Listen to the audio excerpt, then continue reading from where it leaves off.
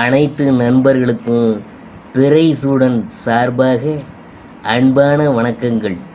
இந்த வீடியோ பிடித்திருந்தால் லைக் பண்ணுங்கள், ஷேர் பண்ணுங்கள், கமெண்ட் பண்ணுங்கள், மறக்காமல் சப்ஸ்கிரைப் பண்ணுங்கள். வாங்க வீடியோ பார்ப்போம். மே மாத ராசி பலன்களில் அடுத்ததாக நாம் பார்க்க போகிறது துளாராசி. துளாராசியுடைய கிரகநிலை எப்படி இருக்குன்னு பார்க்கும்பொழுது, பஞ்சமஸ்தானத்தில் சனி, ரணருண ரோகஸ்தானத்தில் புதன், ராகு, செவ்வாய், கலஸ்தரஸ்தானத்தில் சூரியன், குரு, சுக்கிரன், அயன சயன போகஸ்தானத்தில் கேது என கிரகநிலையில் உள்ளன. கிரக மாற்றம் அதை பற்றி பார்க்கும்பொழுது 1/5/2024 அன்று குரு பகவான் கலஸ்தரஸ்தானத்திலிருந்து அஷ்டமஸ்தானத்திற்கு மாறுகிறார். 7/5/2024 அன்று புதன் பகவான் ரணருண ரோகஸ்தானத்திலிருந்து கலஸ்தரஸ்தானத்திற்கு மாறுகிறார். 13/5/2024 அன்று சூரிய பகவான் கலஸ்தரஸ்தானத்திலிருந்து அஷ்டமஸ்தானத்திற்கு மாறுகிறார். 20/5/2024 அன்று சுக்கிர பகவான் கலஸ்தரஸ்தானத்திலிருந்து அஷ்டமஸ்தானத்திற்கு மாறுகிறார். 24/5/2024 அன்று புதன் பகவான் கலஸ்தரஸ்தானத்திலிருந்து அஷ்டமஸ்தானத்திற்கு மாறுகிறார். 31/5/2024 அன்று செவ்வாய் பகவான் ரணருண ரோகஸ்தானத்திலிருந்து கலஸ்தரஸ்தானத்திற்கு மாறுகிறார்.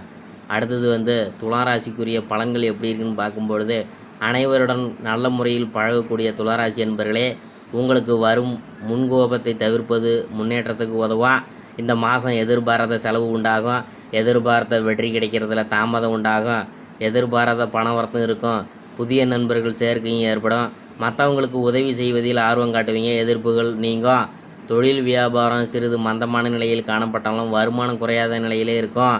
போட்டிகள் பற்றிய கவலையை விட்டுவிட்டு தொழில் வியாபாரத்தில் கவனம் செலுத்துவது நல்லது.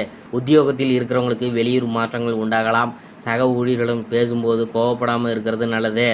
குடும்ப உறுப்பினர்களுடன் இருந்த மனத்தாங்கள் நீங்கி மகிழ்ச்சியும் சகஜ நிலையும் காணப்படும். கணவன் மனைவி ஒருவருக்கொருவர் அனுசரித்து போவது நல்லது. பிள்ளைகளிடம் நிதானமாக பேசுவது நல்லது. பெண்களுக்கு மற்றவங்களுக்கு உதவி செய்வதில் ஆர்வம் காட்டுவீங்க. பணவரத்து தாமதப்படும், கோபத்தை தவிர்ப்பது நல்லது.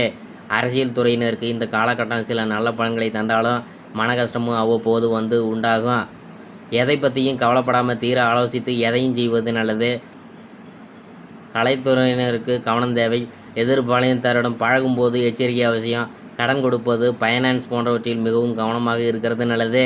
மாணவர்களுக்கு சக மாணவர்களுடன் சகஜமாக பேசி பழகுவது நல்லது. கல்வியில் முன்னேற்றம் காண கூடுதல் நேரம் ஒதுக்கி பாடங்களை படிப்பது நல்லது. சித்திரம் 3-4 பாதங்கள் இந்த மாதம் தம்பதிகளுடன் ஒத்த கருத்து ஏற்படும். வாகனங்கள் மற்றும் இயந்திரங்களை பிரயோகப்படுத்தும் போதே கவனம் தேவை. கலைத்துறையினருக்கு பகிரத பிரயத்தனம் செய்வதன் மூலமாக நல்ல முன்னேற்றம் ஏற்படும்.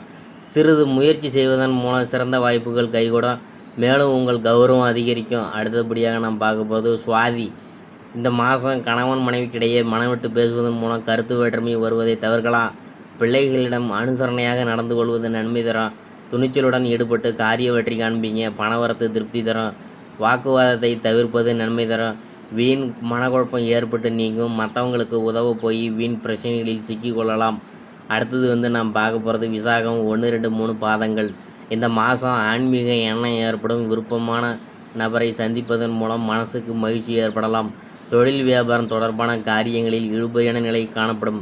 திட்டமிட்டு செயல்படுவதன் மூலம் வியாபாரத்தில் கூடுதல் லாபம் பெற முடியும். உத்தியோகத்தில் இருக்கிறவங்களுக்கு கூடுதல் பணிச்சுமையும் வீண் அலைச்சலும் உண்டாகும். அடுத்தபடியாக நாம் பார்க்க போகிறது பரிகாரம். அருகில் இருக்கும் பெருமாள் ஆலயத்தில் தீபம் ஏற்றி வழிபட இழுபறியான காரியங்களில் சாதகமான பலன் கிடைக்கும். வாழ்க்கை வளம் பெறும்.